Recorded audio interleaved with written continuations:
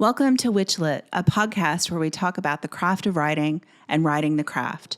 I'm your host, Victoria Rashke, fiction author, witch, and nosy Scorpio.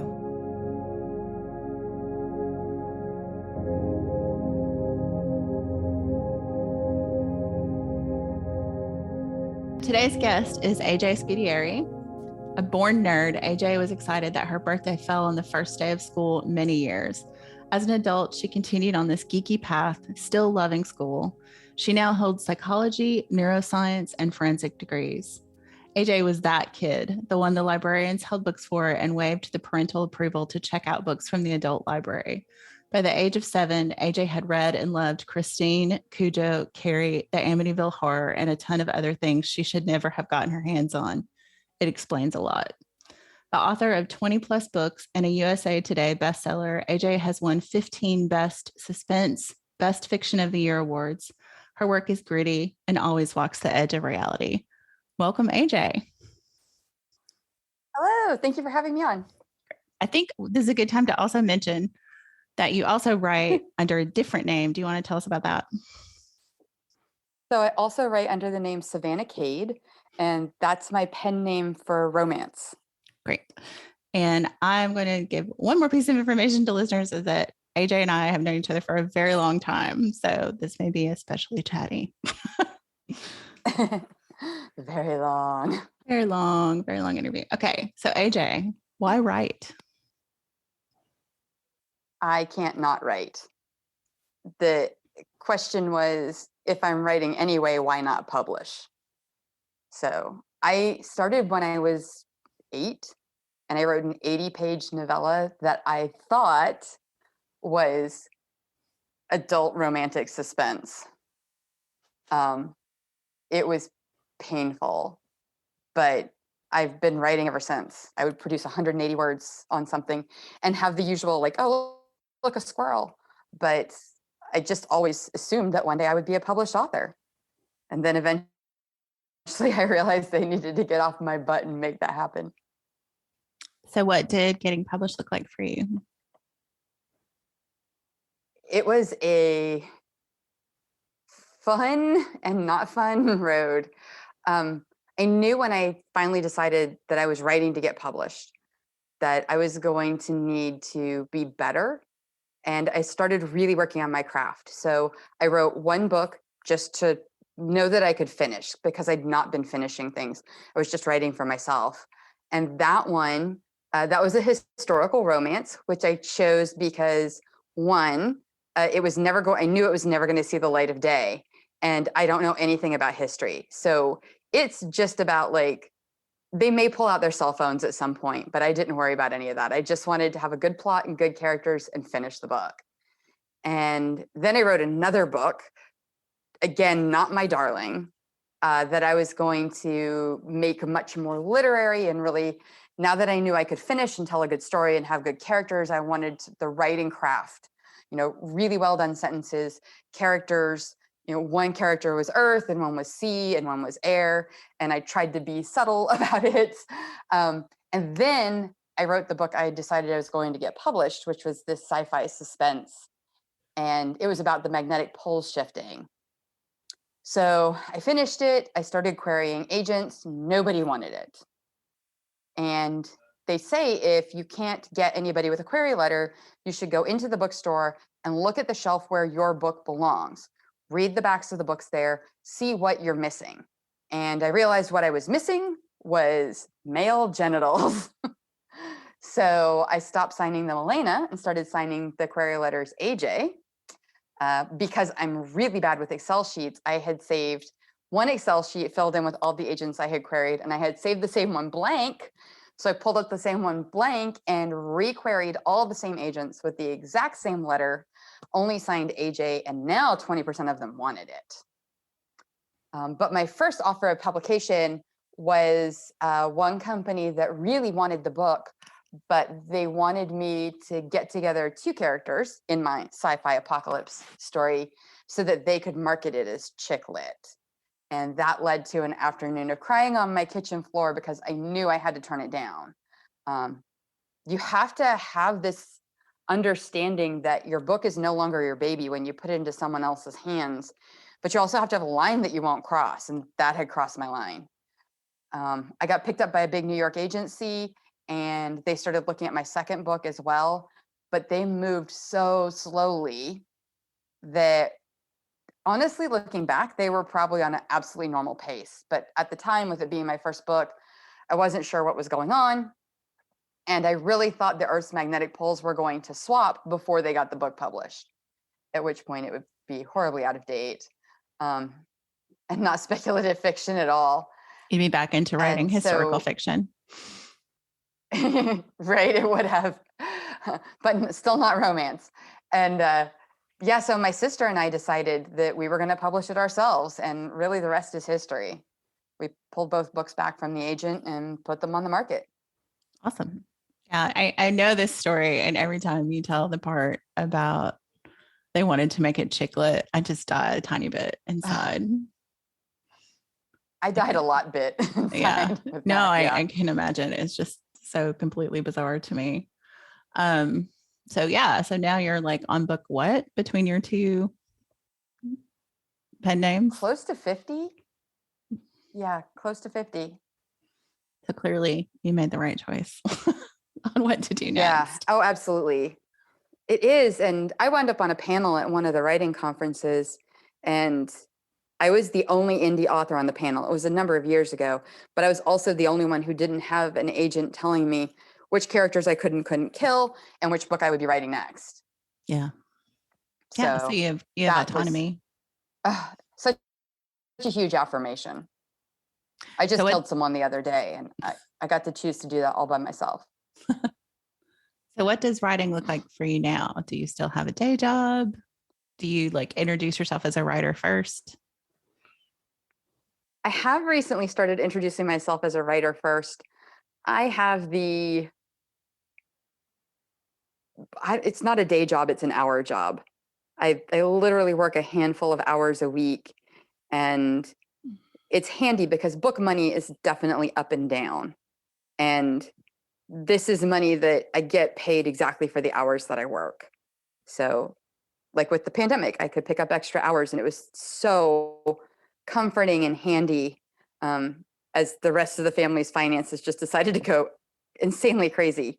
But I'm writing the vast majority of the time of my work time. So what are your goals with your writing now? I mean, you're about to hit 50 books. You've become a USA Today bestseller. Like what's next on the horizon goal-wise? I want to get my other pen name on the USA Today list too. So the AJ Scudiere pen name hit, and I want to get the Savannah pen name to hit. And otherwise, I want to get the books further. I want to get them in more hands. I want to have more readers. It's been growing steadily and somewhat exponentially, but I want to be able to keep doing this. So it's interesting. One of my goals was to hit the USA Today list. Although I have to admit, I was not like actively or passionately pursuing it. And I recently found out that I hit it, but I hit it almost a year and a half ago, and I didn't know, which if you ask any of my friends will be like, oh, that's typical for her. Yes. As your friend. Yes. So, this is typical for AJ. It was totally typical me. But yeah, I want to get the other pen name on it. And I want to say I have these lofty goals. I just want each series to reach more readers and sell better than the one before. I mean, I think that's admirable and sounds also doable. So good goals, right? Your smart goals. It's not that lofty. Yeah. Yes. Yes. Yeah. I mean, if you had actually said like world domination, we'd probably have a different conversation. But I think, Well, there's an element of world domination, but I feel like it's a little under the radar. Like your media empire is on the horizon. Yeah, I don't need a media empire.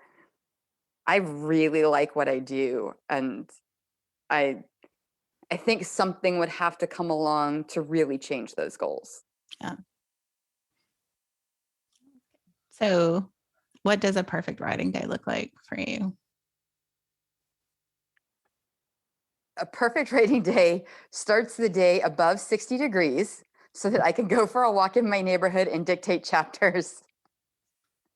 That is not happening, apparently, again, for the rest of this year. So I'm stuck in my house. But I took up dictation a couple of years ago and I love it. So I'll dictate anywhere from 2 to 5 chapters in the morning and then just sit down and hit the chapters in chunk. They definitely need a rework from dictation. I am not the perfect dictator, not the right word. But they get a second round when I go over them. So I'm producing almost a second draft on the first run. And then at the end of the day, my husband and I will watch our favorite TV shows and I get a cookie. So it's pretty simple too. Yeah, no, that sounds pretty perfect. Do you have any rituals around writing? I mean, obviously the walk, but like I'm thinking any more like specific rituals, like you have to have a certain sweater or like, you know, anything that really is like sets your brain. This is writing time. I don't have any rituals, but I have to have conditions. So I discovered a number of years ago that my writing speed changes for the worse when it gets colder. So I have a space heater under my desk. So that's on or off depending on what the temperature is.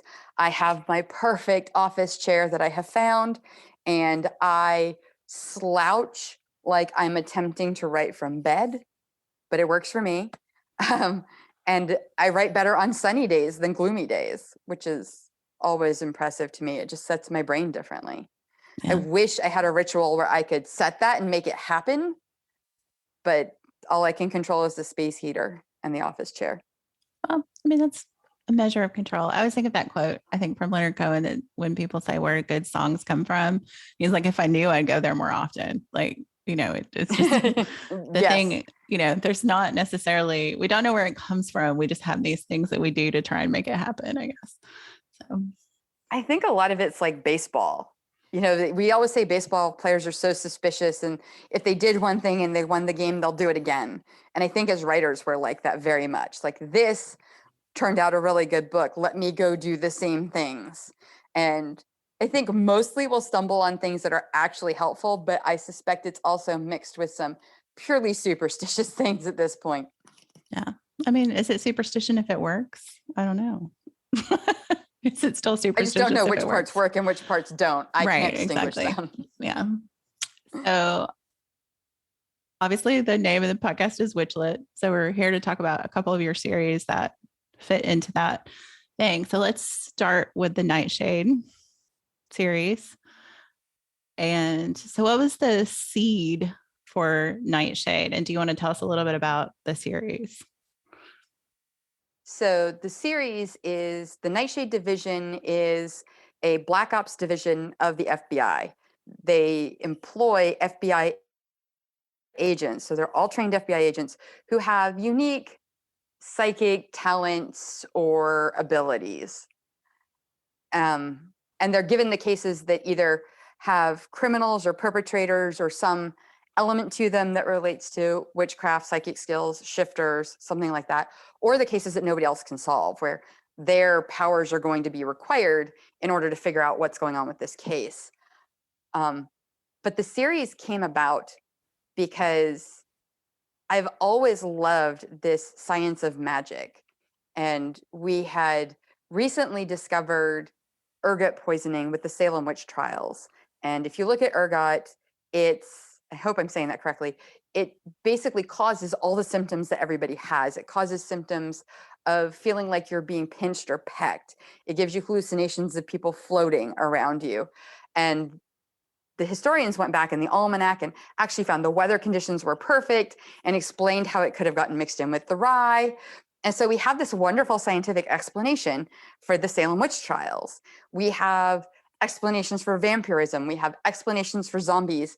And the explanations for werewolves are horrible. They're like, oh, he was this unfortunately hairy individual. It's like, that doesn't explain the whole werewolf myth. And on top of that, I really hate werewolves in books and TVs. I'm so sorry to other writers, but I hate TV werewolves where they jump and a 200-pound man becomes a 40-pound dog, and my poor husband has to deal with me screaming conservation of mass at the TV over and over again. And then when they show back up and their clothing is folded under the tree, I'm like, where are the werewolf fairies who fold their clothes? And so I've always kind of disliked that presentation. And I spent a number of years trying to figure out a scientifically plausible werewolf. And once I did, I just started, like, the series kind of fell into place after that. I think I normally have a bunch of different pieces rolling around in my head. And when one final piece fits in, they all roll together like a big giant snowball. And that's where the story is like, okay, that's a book I can write now. And so that's how that series got started. It was literally out of a hatred for werewolves. There you go. But Donovan, the werewolf character in the book, is kind of a skeptic in a lot of ways and is partnered with someone who has different abilities. Do you want to talk about her, Ellery, in the book?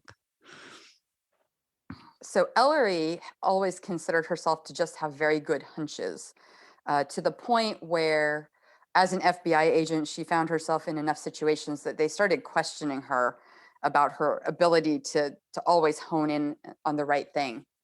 And she winds up in a mental institution. Of course, there's absolutely no dealing with her powers in there, more about just like getting her back on track. And while she's in there, she's recruited for the Nightshade division. So the special agent in charge of Nightshade has his own abilities, and he's constantly looking to see, like, who's closing too many cases and do they belong in my division. So she is a former FBI agent who's brought in, and Donovan's brought in for his first case. But as the stories progress, Ellery discovers that she didn't have really good hunches. She's actually a descendant of multiple lines of craft practitioners and different kinds of craft too. Yeah, I think she's definitely a bloodline witch. Yeah. Yeah, I think that as that unfolds in the stories, the different threads you add. So one of the things I wanted to ask you about specifically, the different lines in the book, and I don't want to be too spoilery because I really want people to go read these books. But how did you approach the research for that? Because you've got two different parts of the country where her family is from, and two very different kinds of practitioners. So how did you approach research for that? The eastern side of Ellery's family, where she's descended from some of the Salem witches, that's more available. And I think that's something that had always kind of gravitated towards in researching things. And of course, I have a bookshelf full of books of witchcraft and spells, which really hits more of that American witchcraft of, the craft and witches. I actually know what I wanted to do, and knowing that I seeded that her family was from the New Orleans area, I actually went down to New Orleans and went into a handful of the shops. I had enough knowledge to have a decent idea of what I was looking for. And once I found it, I started asking the people running the shops. And once they, a couple of them, when they were like, oh, that's what you're doing, let me show you the back room. And, here are the books you need to read that will give you the history, but here's where we actually sell, these pieces. And this is what we do for the locals. So that was amazingly wonderful to get that kind of hands-on experience with that and to hear from the sources themselves. Yeah. Did you, in your research, I guess first question is, are you actually a practitioner yourself?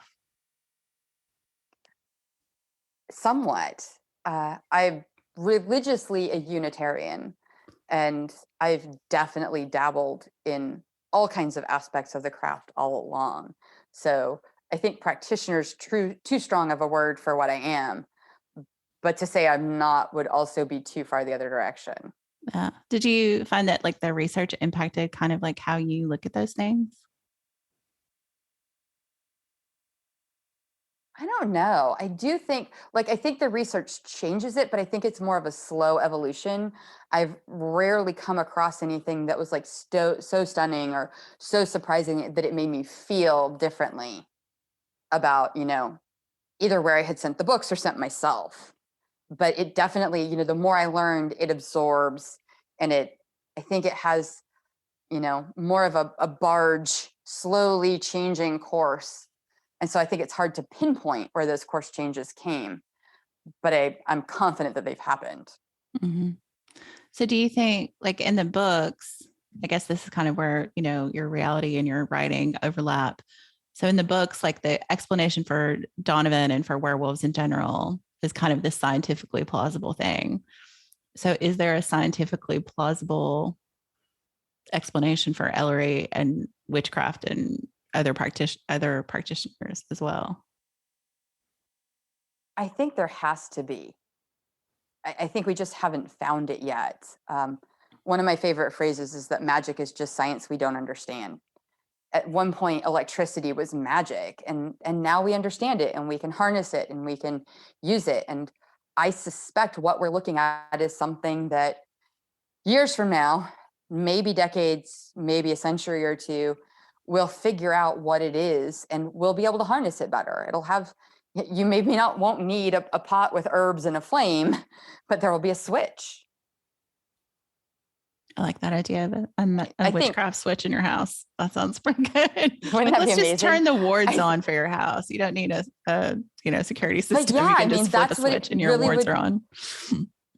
That's what it would be, though. I mean, if you think about like where electricity was before we figured it out and harnessed it, like now we can calculate the electrons that are traveling in a current. But we flip a switch, whereas previously, like, how did you harness that?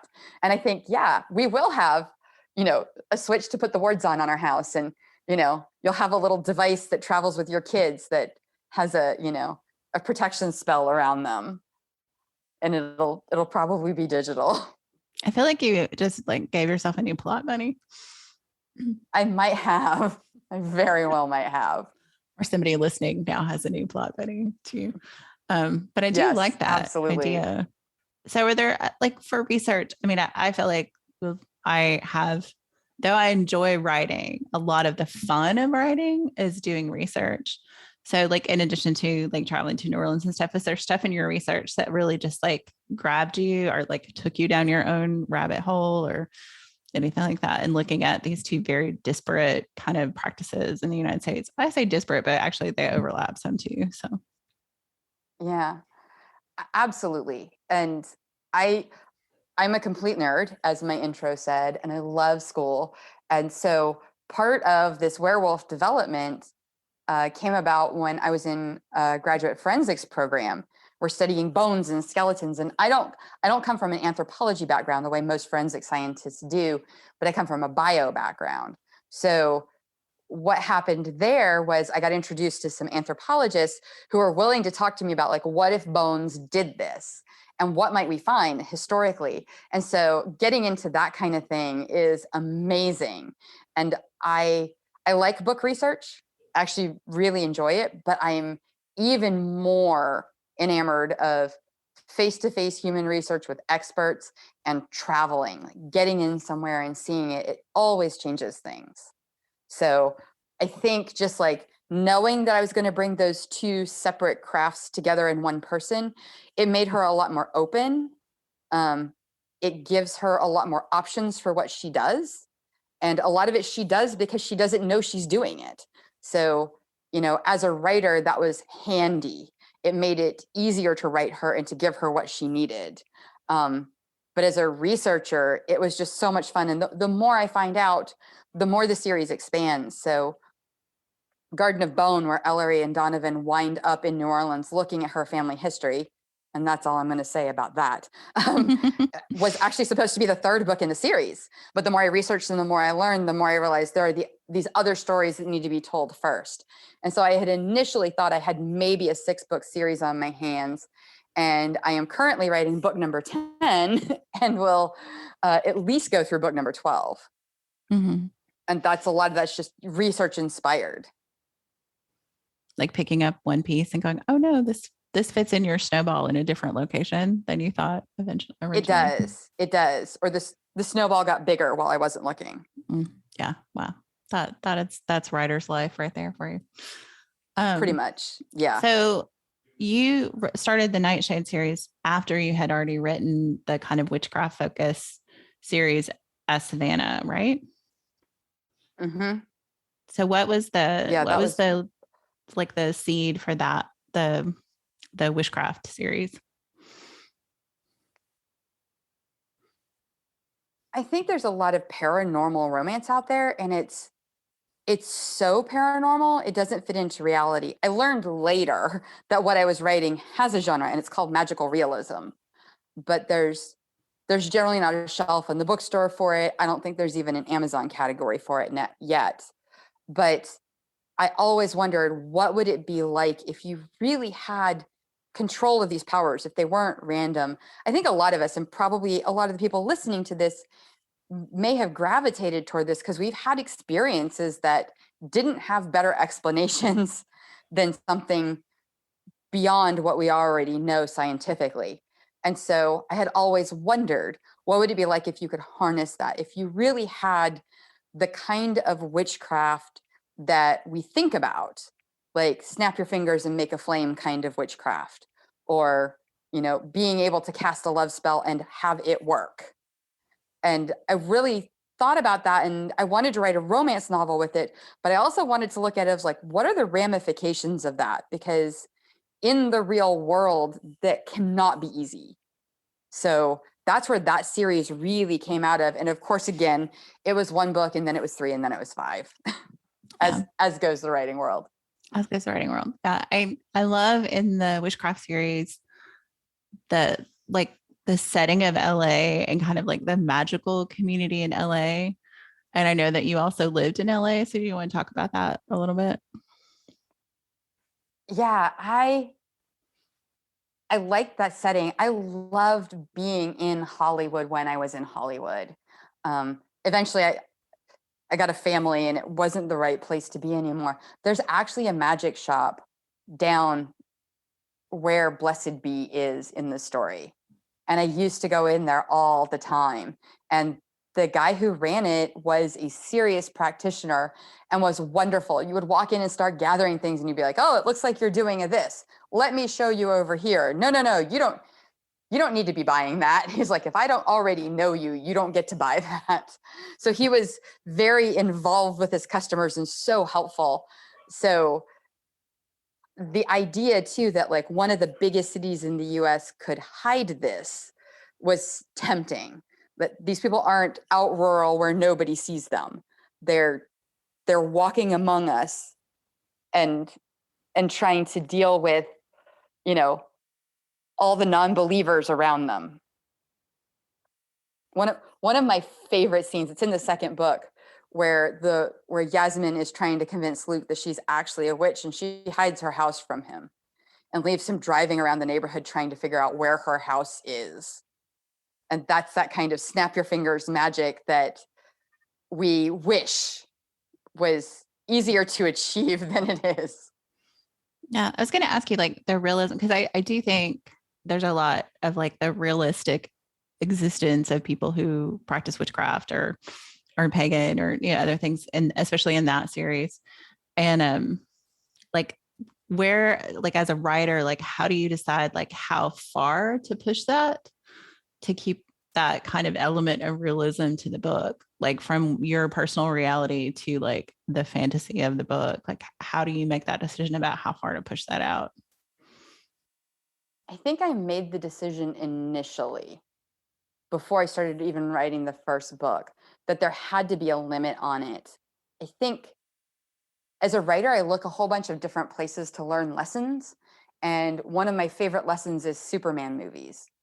Everybody got Superman, and every new director or new Superman movie, to put their mark on it, had to give Superman a new power. And I know there's going to be some haters, but in my mind, the most recent Supermen have been so powerful, they're completely unrelatable. They're not human anymore. And that was always what made Superman, was that he was relatable in a very specific way. And so I wanted to be sure that there was definitively a limit on how far this power could go. But even within the limit, unless I was writing 50 books, I would have plenty of room to work and create different stories.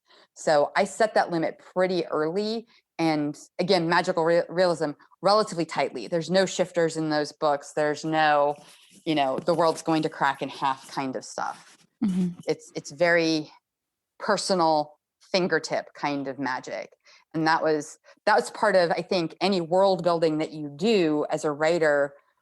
You either wind up breaking your initial boundaries or sticking to them. And I'm definitely a stick to them kind of girl. Mm-hmm. So it isn't like, oh, suddenly everything is solved by magic kind of writing. No. Yeah. And if something came along that could solve things, it had to be functional within the realm that was already created. So I didn't want to write monster of the week kind of stuff. Mm-hmm. But and I think too, by setting the limits on the magic, the stories themselves are very human. Yes. I was going to say, actually, funnily enough, the comment I had was that one of the things I like about that series is that in all of your romance series, the characters kind of jump in and out of different series. So like the fact that characters in this book show up in other books and characters in other books show up in this books from different series means that really like your entire romance universe has a magical element, even if it doesn't show up in the other books. And that's the point, because all the witchcraft is supposed to be plausible. So if it really is plausible, then why wouldn't you interact with this person that maybe you don't realize is a witch, but we do, because we read the other series. Yeah, so confess, I have not read every single romance novel of yours, but you know this. Yes. I have read all your AJ books. Yes. I haven't read all the romance novels. So at any point in the non-magic series, do they interact with one of those magical characters and have a question about what just happened? They actually, it more tends to occur the other way, although my characters do interact with the magical characters. And there's a brief moment where there's a dinner party where they're like, wait, how did she whip that up so fast? But it doesn't go much further than that. It's really more of an Easter egg for the readers who've been to the other series. More in the other direction, in the Nightshade books, they interact with a character from another series who shows up. And she's not magical at all, but she completely wins the day. So. Mm-hmm. Yeah, and you do have another series that is very, like, I would say, near future fiction that spins off from Nightshade that also doesn't really have magic in it, but those characters originally appear in the series that does. Yes. Again, it's supposed to be scientifically plausible magic. And so if it truly is plausible, then the characters can interact. And Cage and Jewel, who are in the Black Carbon series you're referring to, came from the Camelot Gambit in the Nightshade series. And that particular case that they're on for that book is a very earthly case. It just requires their skills to solve it. So the townspeople, once they've, figured out the murders, Ellery and Donovan leave town, and no one is really any the wiser that there was a witch and a werewolf in their midst, which allowed me to take Cage and Jewel off to a very non-magical world, although theirs is upside down. Yeah. Upside down in a different way that doesn't have to do with magic. Unfortunately, has a lot more to do with science. Yes, very, very dramatically different, but also very upside down. Nice. So, like, when you're, I guess, maybe think about like which pen name you want to answer this for, because I think the answers are probably different or both. So what do you want readers to take away from the books that you write? Like, how do you see your relationship with them? Who do you think you're writing for? Like, do you have a responsibility to them as readers? Yeah, I absolutely have a responsibility to them as readers. And that's why I have two pen names. So Victoria has read, as she said, the vast majority of my books and many of them as a beta reader. And when I first decided decided to publish the romance, I had been writing it all along. I really needed a gear shift in between murdering people and staging massive criminal undertakings. And I'd hit a point where I'd written 2 or 3 suspense novels in a row, and I just couldn't remember, had I killed somebody the same way in this previous book? You know, the stories weren't separate enough for me to be sure that I had separated the stories enough. And so I was writing romances in between. And when I gave it to Victoria to beta read, she was like, I just kept waiting for someone to die. And so that really convinced me that the romances needed to be under a separate name, because I absolutely do owe the readers. You know, a romance novel owes the readers a happy ever after, and a suspense novel owes the readers twists and surprises, and probably not a happy ever after, although at least some resolution. And so because there are very different requirements of each genre, which I absolutely will hold to, it needed to be they're so separate. I'm pretty convinced there's about 5 readers who read both of my pen names because they are so radically different. So I think for each reader, each pen name, I have a good idea of who I'm writing for. It took me a while to figure that out. Initially, I was writing, these are the stories I want to tell. And as I've grown more and I know more of who my readers are and what they want. So I know, for example, that my AJ readers are very highly educated.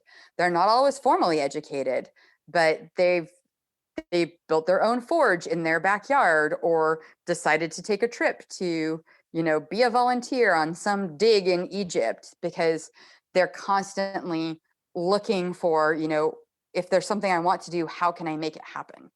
And they tend to be very nerdy. Whereas my Savannah Cade readers tend to be more, they're definitely romance readers. They're looking for something different. They are very, they actually tend to be more formally educated than my AJ readers, which I thought was funny to find out. They're college educated women who are looking for realistic romance stories. So I don't tend to do billionaire or shifter romances or any of that. And they're looking for stories that, to me, are real enough that it's not just an escape. It's a chance to really believe in what humanity's capable of, and that real love is out there. So I absolutely have different goals for each pen name, and I absolutely am beholden to what I owe my readers. Yeah, no, that makes sense. I think about, like, when I started reading your romance novels, like, I really wasn't much of a romance reader before that, because I had a hard time suspending my disbelief for, like, friends to enemies kind of stuff. Like, if someone's a jerk, I don't need you to change and fall in love with them if they're still a jerk kind of stuff. Yes. So, like, it was just hard for me sometimes to suspend my disbelief for romance novels. But that is one thing I do like about the romance that you write. It is very kind of, there's still that, like, there's going to be happily ever after, because that's the point of the genre, but it doesn't ever feel like slapped on at the end. Like, these people probably still hate each other, but they're going to get married anyway. It never feels like that. So are they just, like, physically attracted, but they're going to get married anyway, even if they hate each other because the sex is good or whatever. So I just appreciate that a lot. I had one where he showed up and proposed, and I was like, honey, you need to say no. You haven't spoken to him in 3 weeks. You just had this massive fight that you haven't resolved. Like, this is not a happily ever after. You're happy, but I am tremendously worried for you two as a couple. Yeah, exactly.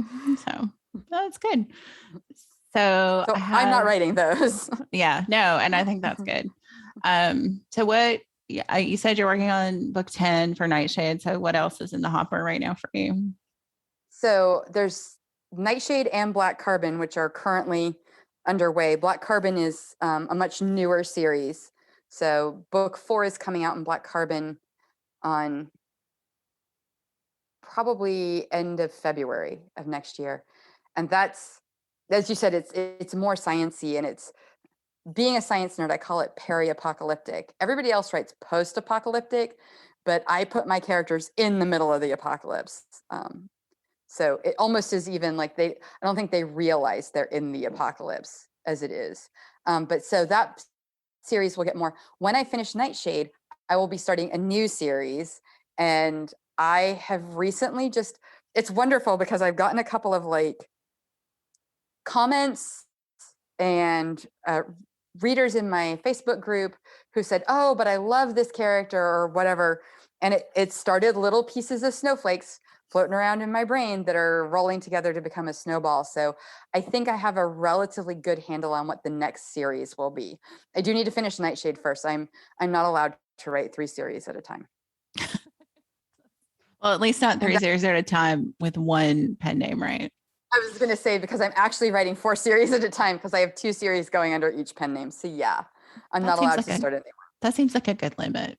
It is. It's appropriate. And it also means the snowball will roll around for another year or so and will be really well formed. I think I usually want to have 3, maybe 4 solid book ideas of where the series is going before I start it, because, you know, like you said, you need to know where your world limits are and you need to know what boundaries you're going to have. And I love seeding things that the readers find way later.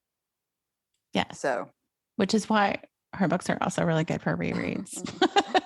I was really excited. I seeded something in book 1 that I actually didn't get back around to following up on until like book 8 or 9. And I was like, it's here. Hey. Yeah, I find occasionally I do it without thinking about it and then go back and go, oh, I left myself a seed I didn't realize. Oh, absolutely. The Vendetta trifecta is 3 books. And I wrote the first book and was convinced it was a standalone. And the readers kept telling me like, no, there's more here. There's more here. You have to write more. And I would kind of pat them on the hand and say, thank you. I love that you loved it so much, but no. And then I had to admit that my readers were right. And I wrote 2 more books because apparently I had seeded a whole bunch of things that I hadn't realized I had. So I get that. Some of it surprises me too. Adventures in writing always. So you mentioned your Facebook group. Where else can readers connect with you other than, of course, buying your books, wherever books are sold? Yeah, wherever books are sold. My AJ website is readajs.com because no one can spell Scudiere. You can. I know you can now.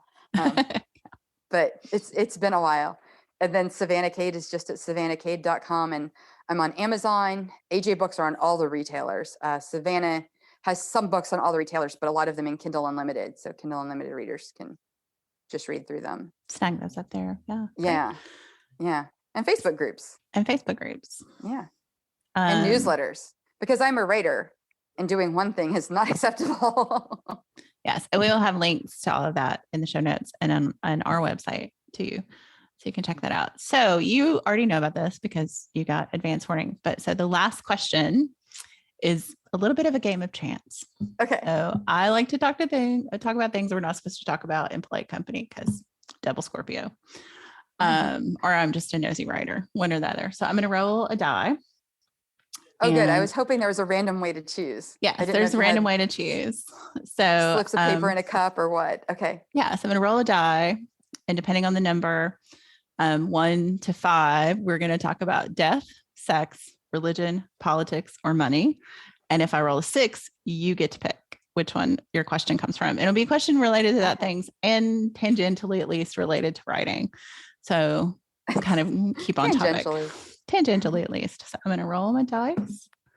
So we got 3. Religion. This is twice in a row I've wound up with religion for people. So you mentioned earlier that you consider yourself religiously a Unitarian and maybe a dabbler in magic. So have you had an experience in writing or research that has really like fundamentally questioned either one of those things?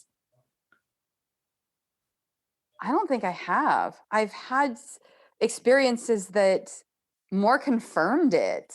I find, like I said, I love human research and I love interviewing people, but I don't think anyone has quite like shaken me from that. I honestly think like the experiences I've had would like far more push me into, and it's probably that the experiences that I had younger shaped me this way, and nothing quite as profound has come along to unshape that.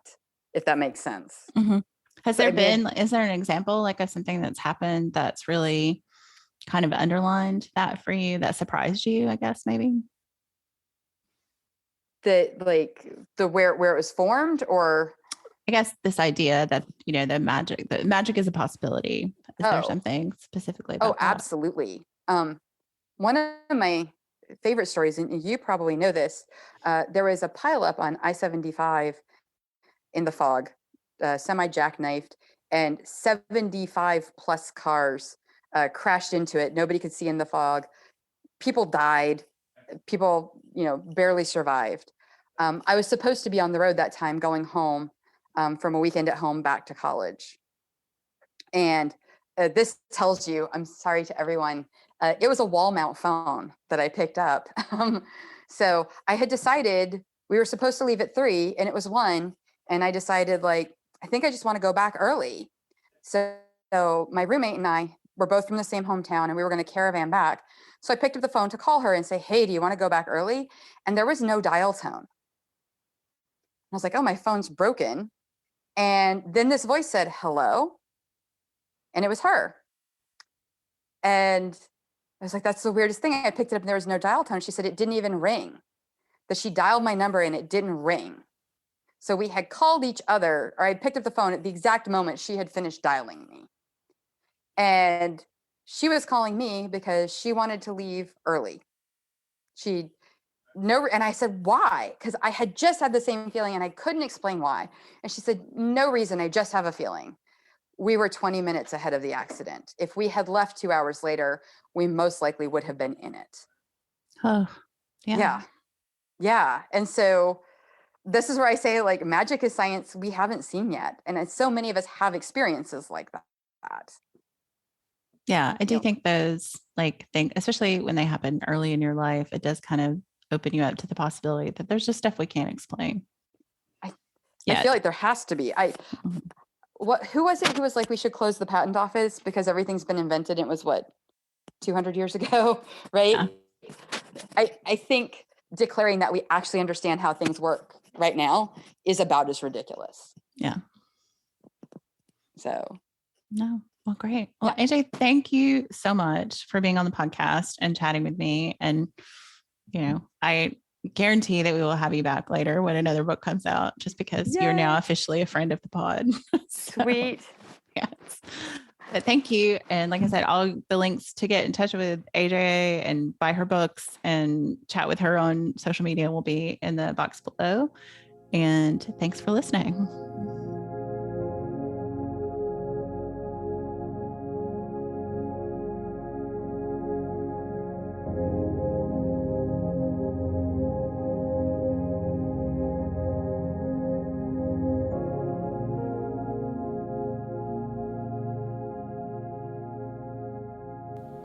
WitchLit is a production of Thousand Volt Press and is edited by Keifel A. Agostini, who also designed our logo. You can find us online at witchlitpod.com and on Instagram and Twitter at witchlitpod. Thanks for listening and for reading witchy.